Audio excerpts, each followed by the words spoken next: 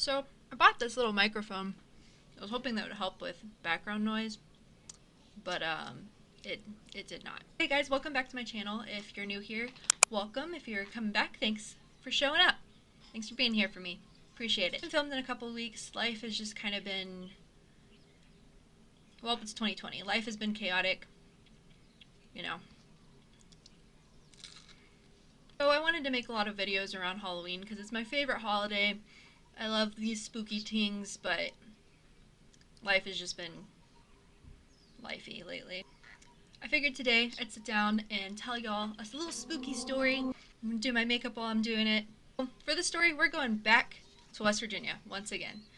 I think it's because I grew up around West Virginia. I've heard some of these stories. Plus, it's just fun. West Virginia has a lot of cool, like, cryptid and alien type stories. This one's gonna be kind of a mixture between my Roswell video and my Mothman video, so I hope you're excited. The place that we're going to is called Flatwoods Village in West Virginia. It's about an hour drive from Charleston, and it's a pretty small town. To this day, there's less than 300 people that live there. And the time that we're going to, there were around 300 people there. And then in 1952, two brothers who were residents of Flatwood Village, Ed and Freddie Mays. Ed was 13 at the time, and Freddie was just 12. They were playing in their schoolyard a little bit around sunset, or a little bit after sunset. Oh, a bird just like, okay, bye. And they're having a great time. And then they see something interesting cross the sky. The thing they saw, they described as a large red pulsating light, and it just kind of streaked across the sky, sort of like a meteor. Both of the brothers witnessed this great red light kind of crash on a nearby hill. So naturally, they run to their mom, and they're like, "Mom, we saw this thing, can we go check it out?" Before they went to go check it out, their mom, Mrs. Mays, I believe her name was Kathleen, but I'm just going to call her Mrs. Mays, she dialed one of their neighbors, who was a 17-year-old named Jean Lemon. And Jean Lemon was a member of the West Virginia National Guard. Mrs. Mays kind of trusted him as like this kind of tough guy who go take them out in the woods and go check out this thing. Wind up getting two more young boys to join the party, one of which had a little dog. So they get their little search party and they go ahead and head up this hill. And according to witnesses, the whole group goes up there, and pretty abruptly they all come running down the hill screaming, terrified. People even said that the little dog that had gone with them had his tail tucked between his legs. Jean Lemon, who was a National Guardsman, was running and terrified. At the time, a villager named A. Lee Stewart, who happened to be a publisher of the local newspaper, him that what they had witnessed at the top of the hill in the woods, a 10-foot tall creature that had a green body, they described it as like a large metal dress.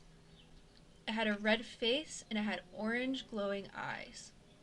The search party that had gone up there said that when they saw this creature, it sort of hissed at them, and then it started levitating and approaching them, and that's when they ran down the hill. Neighbor, Mr. A. Lee Stewart, he ran up the hill with his shotgun to confront whatever this creature was, thinking maybe it was a wild animal or somebody trying to terrorize the village, and he didn't see anything. He later published in his newspaper that he had never seen people so scared, so he 100% believed their story. He definitely knows that there was something up there that scared these people. So Mrs. May and the others wound up reporting this to the local authorities. They called the local police department and told them what they had seen, and they were pretty much just laughed at. The local authorities were like, whatever, like, you guys are just hysterical, you know, call us when you guys got a real emergency. Mrs. Mays and Jean Lemon both traveled up to New York, where they did an interview with CBS and gave their account of the story. They also met up with a sketch artist in New York who drew their descriptions of this creature so that it could be published. Later on, it was found out that this wasn't the only sighting of this big glowing red streak across the sky. A woman in a town called Heater who had seen a similar streak across the sky. This time there's also a bit of a meteor shower going on. Near Baltimore, Maryland, there were sightings of a similar thing, like a meteor, a big red glowing streak just crossing the sky. So a lot of people chalked it up to that, but then how do you explain the fucking monster in the woods?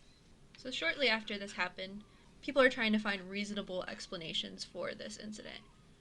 One of the theories was that this was a gigantic barn owl that was angry and trying to protect her nest, and that would explain the hissing. However, a barn owl is about 11 inches tall, and this thing was 10 feet. However, there were some discrepancies with the story. When the witnesses first reported this thing, they said that it was 10 feet tall. There were some other descriptions of it that ranged anywhere from the 10-foot tall to 17. I think there's even one that was about 24 feet, but that may have been just an exaggeration. There were definitely some discrepancies in the description of this creature. However, when the sketch artist delivered the drawing based off of Mrs. May's and Jean Lemon's descriptions, they said, nope, that's spot on. I should go back and mention that when the search party witnessed this creature, they also described a strange odor and a sort of green glowing mist around the creature. Later on, when authorities are trying to come up with a reasonable explanation for this, one of the things they said was that, oh, the smell must have just been this certain type of like dillweed or something that was in the air. But all of these people in Flatwoods who had lived here for generations were like, no, I know it wasn't, some type of weed or some type of flower. It was this sickly smell that just made them nauseous. Sort of like a feeling of dread, I guess. Hell, this incident happened only a few years after the Roswell incident. So around the same time, we have the fear of those damn communists. And just a couple years before this incident, Russia had actually tested their first successful nuclear bomb. So that was another fear, was what if these kids were actually seeing a missile that just didn't go off and just got lost somewhere. Around this time, the incident was actually investigated by the United States Air Force because there was a rash of UFO sightings throughout the United States, pretty much starting around the time of Roswell. However, this crew that was kind of put on to do this was a pretty small crew, so they didn't really get a whole lot of leeway in investigating this. One of the explanations they came up with was that the big red streak that the children saw across the sky, it may have been a aircraft beacon from an airport. Along with this fog, or this mist that was seen around the creature, had kind of created sort of a streaking effect in the sky. Ed and Freddie, for years, did tons and tons of interviews. They're in their 80s now, if they're still alive. I'll have to look that up. Stopped giving interviews on the Flatwood Monster because they were so tired of explaining the story and being told that they must have seen something else. It must have been a barn owl, it must have been yada yada yada. And so after a while, they just stopped giving interviews on it because everybody thought that they were crazy. However, there are still some people that reside in Flatwoods who are more than happy to talk about it. Actually, if you go there now, there's a museum. Just like Roswell, just like Mothman, there's a museum dedicated to this incident. A sketch drawing that was given to Mrs. Mays and Jean Lemon is actually displayed in this museum. In Flatwoods, just like Roswell and just like Point Pleasant, where Mothman is pretty much known for, you drive into town and you just see a big old sign that says, Flatwoods, home of the green monster. The man who actually runs the museum dedicated to the Flatwoods monster, he's actually pretty much a skeptic, but he just kind of keeps going along with it and making money off of it to boost the local economy, I guess, is pretty much what he said.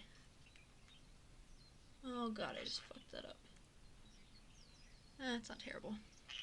My personal opinion, I think that these people definitely saw an alien ship crash, and then the alien was pissed off and was trying to protect the ship, or was just scared because it just landed on a freaking different planet. I definitely think that they saw something, but I don't really know what it was. I always wonder, like, what is going on in West Virginia? I know that, like, there is a gigantic satellite there that's, like, I forget what it's called. I have to look it up. But it's pretty, like, high tech and secret. Like, there's no cell service or Wi-Fi there because it would mess up the service of the satellite and kind of interfere with it. So I wonder if aliens know we're using that satellite to, like, spy on them or something. I don't know. I just finished my mascara. I can't talk while I do it.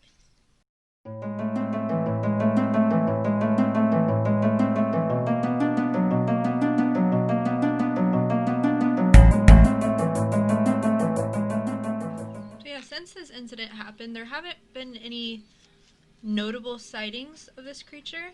There was a gentleman, I'll have to look up his name, who kind of profited off of this case and became one of the most known UFO reporters or investigators, I guess you could say. The town definitely has kind of made its name based on this creature, but there's really not a whole lot of sightings. Like with Mothman, every now and then you'll get like a little story going around about somebody seeing it, but I haven't seen anything about this creature since the original incident occurred. It was based on the description of the creature. It does sound like some type of extraterrestrial. And looking at the state of the country at the time, part of me has to wonder if Russia had anything to do with this kind of mass hysteria surrounding aliens in the country at that time. Because you got Roswell, there's all the other reports up in like Washington and all that stuff. So it's just really interesting to me. And of course, with all of the fear of Russia having the technology to just bomb the shit out of us at the time, that was kind of where people's brains were at. Like for us, for example, if, let's say, there was massive UFO sightings around this time in our country, people would probably be like, these aliens probably had something to do with coronavirus. They're just spraying it over us. Like, so I think a lot of times when these UFO sightings happen, people tend to look and see what's going on in the world. Like, who could be responsible for this? Sorry, I cannot decide what to do with my hair today. I think we're just going to have to call it quits and this is going to be it. But yeah, so that's the story of the Flatwood Monster of West Virginia. Go to Flatwoods if you're... I act like everybody's just going to go on like a road trip and just go look for this kind of thing. But if you're ever in the area in West Virginia, if you're near Charleston, it's just an hour drive out of the way. Go check it out. Tell me how the museum looks. And yeah, that's pretty much it with the story of the Flatwood Monster. Sorry there's really not a whole lot on it. It's kind of cut and dry, seeing that it's really one incident and not a bunch of different incidents, although there were the sightings from the meteor thing. Thank you so much for watching this video. I hope you have a lovely week and a happy Halloween, and be good, stay safe, bye!